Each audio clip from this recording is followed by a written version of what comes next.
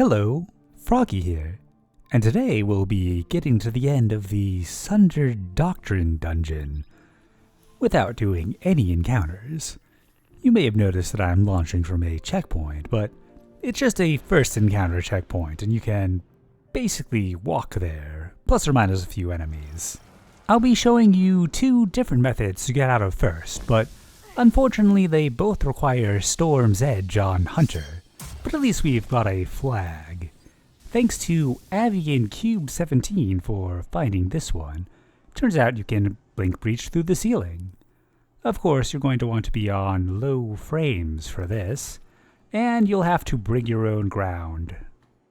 I was having some luck counting 4 big tiles back from that line, and then a little bit more, and firing 2 shots next to each other.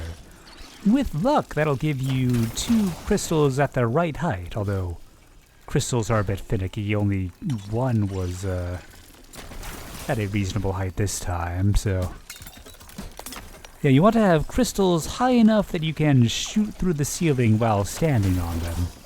This is clearly not working, so I'm just gonna reset these crystals real quick and try that again. 1, 2, 3, 4, and a bit.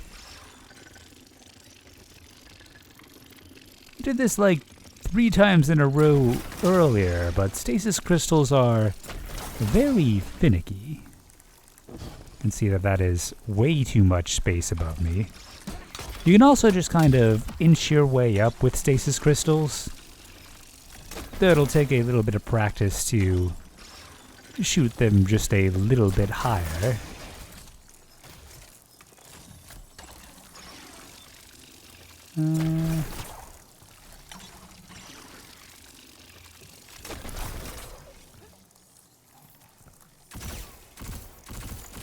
That's not enough.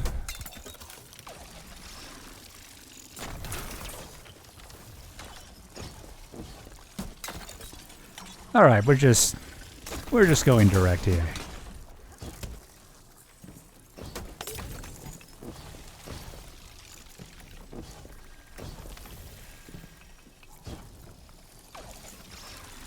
Got the one on the wall to climb up. That feels about right. Oh, there we go. Yeah, you gotta check different angles, and we're out. But we're not in the clear just yet. After all, it is a darkness zone. I would recommend having Eager Edge on, because there are a lot of turnbacks, and you'll want to move a bit quickly. Also, don't need that frame cap anymore, so I'm going to raise that up a bit. And now we just need to move forwards a bit. I recommend lining up with this door, running off this, turning around, and eagering to the drop shaft. And that will lead you to relative safety. Now let's go look at an alternative method. This one comes from Mantis. I'll link the video below. But you don't need any frame cap shenanigans or any special exotics. Just going to get a bit of height here, grapple up, jump. I do have high jump on, and then Storm's Edge against this wall. The positioning can be a little bit finicky though, so it may take a few attempts, but with a darkness zone and a rally flag, it is easy to get your super back. So we're going to make our way back to where we dropped before, and just do it again. Now we, well, don't want to drop down that side. Now we just have to hit the load zone here. And I tend to just randomly hit it, like you saw there. It's kind of easy to miss, but if you go back and forth, you're going to hit it. And after that, we just want to spawn inside. Seems I set a spawn point. But no big deal. I don't even have to switch around my abilities here. I can just take off my beloved Stompies and put on Mask of Fealty to put a stasis crystal down to block my spawn, and Now I should spawn back on the inside. You can probably do this route all on Hunter, but I've had a lot more luck on the second half with a Warlock. Titans need not apply. We need barrier push, and I don't think Titan has enough. But that won't come into play for a bit. Thanks to Avvy for helping me switch characters here, by the way. If you wanted to save some time, you could do the fallback point, which happens to lead you exactly to where the next hole we'll be using is. But, you know, while we're here, might as well take a look at some of the scenes and get lost in the pre-section of Labyrinth. I'm leaving this bit in so you can figure out your way through this. I definitely get lost in it a fair bit.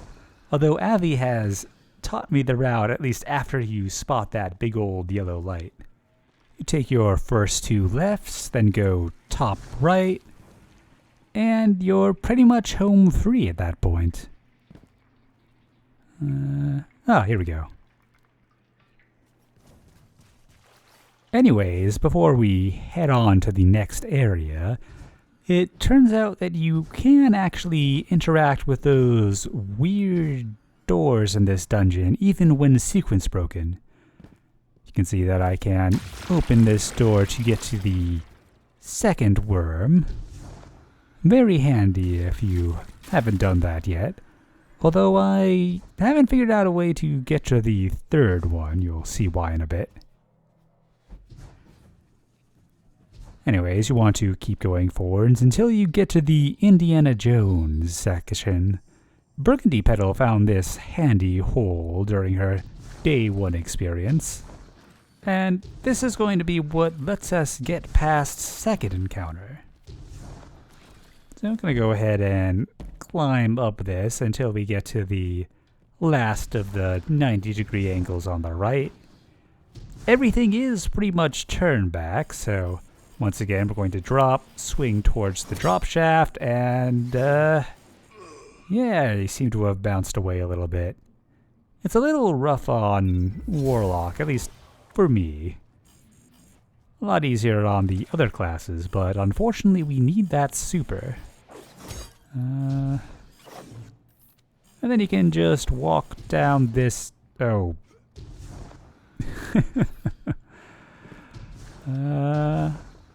Probably still save this. But yes, if you are not very clumsy, you can just walk down the top of this, and as long as you don't spend too much time in the air, the turnbacks won't hurt you.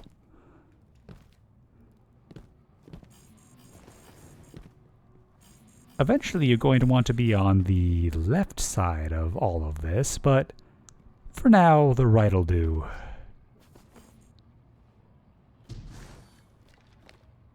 Can we get on top safely yet? No, we cannot. Alright. When the roof lowers a bit, you can cross over it, and we're heading towards the structure that houses second encounter, and we want to get to that door. If you hug the wall, there's no turn back, but pretty much everywhere else there is, so just gonna have to go for it.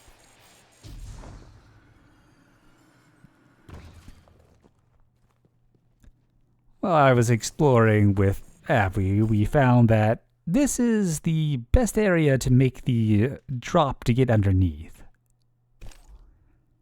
So if you go off the edge, turn around, swing forwards, and grapple up, you can get on top if you don't end up underneath the impossible to see from below water. And now my grapple's gone. Can probably do without. Maybe if I just eager edge a lot sooner. Had some promise. Think it'll work. Let's give that one more go. Quick turn, swing, and there we go. I didn't even have to clamber up top. So next up, we need to cross over to that big old room. And luckily we have enough time to eager across and land. You can avoid the death barrier entirely. You can see the hallway after second encounter there. A whole lot of turnbacks, so glad this part of the room is safe. And our next target is that corridor right there. Unfortunately, the entire opening is inside of the box edge, which is why we need the super. It's also all in turnback, which took some figuring out, but luckily I was able to find a spot where the turn back doesn't bother you, which gives you a point to line up the entrance attempts. If you're up on this little ledge, you are safe. And just in time for the super. I would recommend having a sword with eager edge for this. I'm using enhanced eager, which will get a bit more speed and thus more push. And we need to get past the opening and into the door while also not dying to the turnbacks. And the turnbacks are really the hard part here. So I would get familiar with where the pushback starts. A little bit past that. And we can give this a go. I like using Navigator to get myself a stable grapple point, and also so that I can abort and retry quickly. Though if you don't have it, a regular grapple should work. So you want to grapple, swap to your sword, and swing to cancel it, and hit the super. And it seems I have way overshot. I would not expect to get this first try.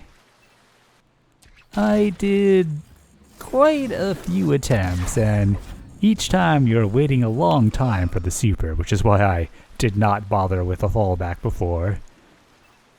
The route over is just cover for letting the super charge the first time. Yeah, without that turn back, this would be really easy. Like, look how much distance I'm getting. I've tried this on Hunter, but haven't managed it yet. But I did get close a few times. If you're doing this on Hunter, I would recommend using prismatic stasis so that you have access to grapple and one of the good barrier push supers. Although I found that the throw animation kind of lasts too long and got me killed to the turnback a lot. Since I was overshooting anyways, I've swapped to a less eager sword. And I'm gonna see if I can place the grapple point a bit further away, so hopefully I will get through the barrier at the tail end of the super.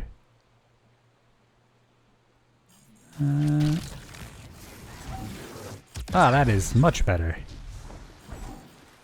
So yeah, the key seems to be doing barrier push, but poorly. The next step for going forwards is another fallback, but before we do that, I want to take a look at how far we have to go to hit the previous load, since that is a convenient way to reset your spawn points to the default. And it seems going back into this room isn't enough, so I think we're going to have to climb up the horses here.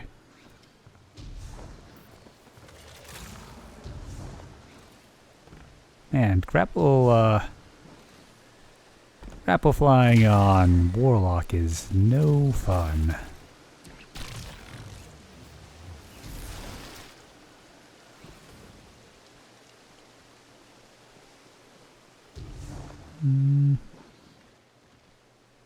Guess I'll have to wait it out. But you don't have to.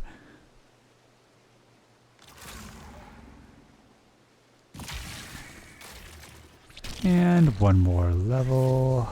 Oh, and that's all we need. Nice.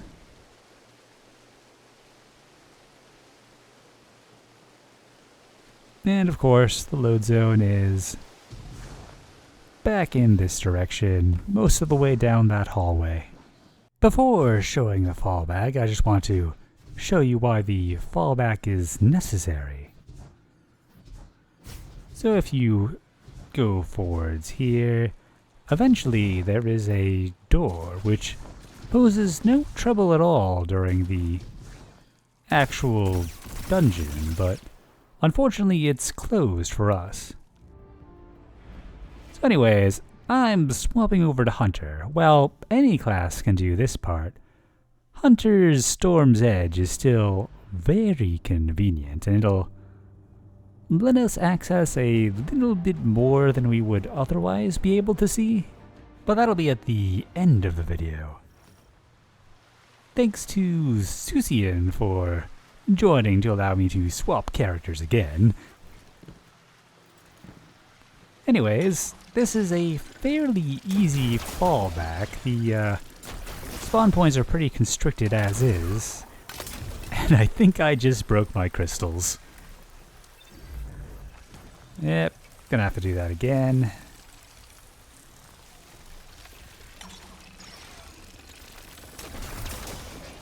I could probably get away with far fewer shots than I just used, but might as well.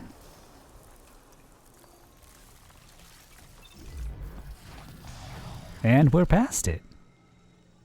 Unfortunately, the third worm is behind that barrier, so don't really know how to get to it yet. And while there is a way to get out of map, which I will show a bit later, it is deeply unpleasant.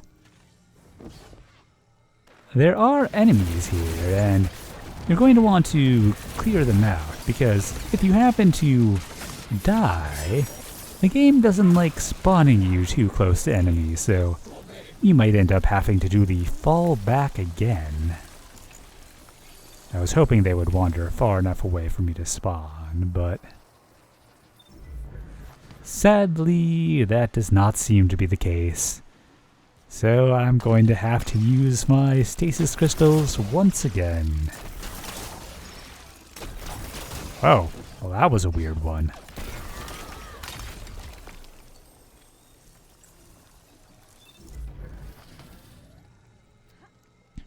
I do kind of want to leave some of these guys around because having ads around to damage you does help gain super faster.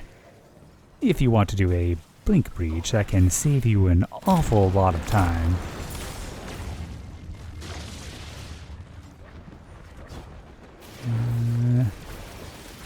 I am very rarely on my Hunter, so just going to do a little bit of not dying. Great thing about Prismatic Hunter is you just randomly turn invisible all the time.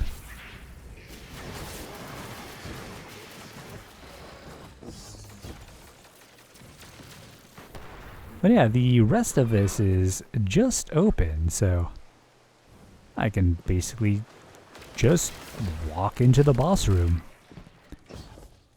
It's interesting that this part has enemies, even though all the previous sequence broken parts do not. Anyways, here we have it. The final boss room, and the mysterious door behind it. If you stick around, I'll show you my progress on trying to get behind that. Spoiler alert, I have not quite managed it yet. But there is some fun stuff to see. Anyways, let's see what we've got access to in the boss room itself. These side doors don't work, but it's the same way if you're at this encounter and you haven't started it yet. On this side, this doesn't lower, although you can still go into that room. It seems this dropping platform counts as a scannable or something? I don't know. But anyways, you can jump up there and get inside, although it's way easier on Titan with the stasis melee. Anywho, now for how to get out of map. The only way we were able to find to do that is a res breach followed by a blink breach. Thanks to Avvy for finding that, along with some help testing with Mo and Elite. So you want to set your spawn point right around here. I just died to make sure it was set, and I have Mask of Fealty to make some stasis crystals, although you can use whatever you want to help get up top here. And the most difficult part is getting on top of this surface. You can try to crouch jump or sword swing or something, but it is just a pain. You can kind of spam crouch and jump and get up on the first lip, and then from there maybe some sword tricks or something. The higher up you can get up on the crystal, the better odds you have of being able to jump up on this first little lip here. And I just jumped directly up. I don't think I've seen that happen yet, but that's pretty nice. But yeah, the majority of your time is going to be spent trying to get on top of this thing, but once you do, it is not difficult. I'm walking back and forth to make sure I have definitely given ample time to set a spawn. And my head is now inside the block with my back to the wall. I am, of course, at 30 FPS to manage to get the blink breach to work more reliably. And all of this, by the way, is my first time attempting this route, so I apologize for things being a little less clear and a lot more a collection of clips that I've thrown together. But yeah, the next step is we want to go up. And there's a lot of turn back, but not an overwhelming amount, so we can still make some progress. Just making sure I've got a spawn point set. I do not want to have to do that again. And we're going to be using a bit of navigator action, although that's mostly to not have to wait for a grenade recharge. I'm not really using 2 grapple points all that much. And let's see. And that's all turn back. But here is not. Next up, we're going up top of this little ledge here. I initially tried the stairs, and that was turned back, but Avvy let me know that this spot is safe. And from here, you can just make your way around. We're currently on the far side of the group of amber enclosed looking stuff. You can race this turn back to get another safe spot right around this corner. I was not aware it was coming up and very nearly died. Next up, we can grapple across this gap to get on those green staircases. This is the left room of the boss arena. And from here, getting onto the boss arena itself is pretty straightforward. There happens to be a nice set of ledges to the left. And an easy jump over to the mainland. We're now pretty much around the lower basement area of the boss arena, and to our left would be past the door, although everything in that direction seems to be turned back. Here we've got the right side room, and it offers an easy way to climb up on top of the roof. I was a little surprised that you could get up here without any turnbacks. You've got the center cylinder there, and if you try to go up too high on that, you will get turnbacks. And the tall rows of encased stuff. Now you can see that there is a second cylinder, and that is going to be part of whatever's behind the door. While attempting res breach shenanigans, I did manage to get something fairly amusing to happen.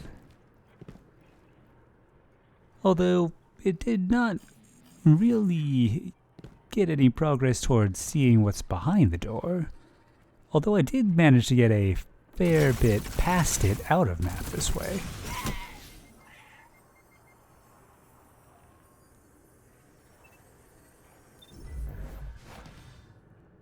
Managed to get myself wedged fairly good, and it just yeeted me out. Sadly, there was no reprieve from the turnbacks, but it sure does look funny. Anyways, the only real progress we made towards seeing past that door was when Mo found some nice spots to scattershade from. I'm not much of a skater myself, so here's some clips of Mo's attempts. Anyways, that'll cover it for now, and hopefully you also have fun exploring the dungeon.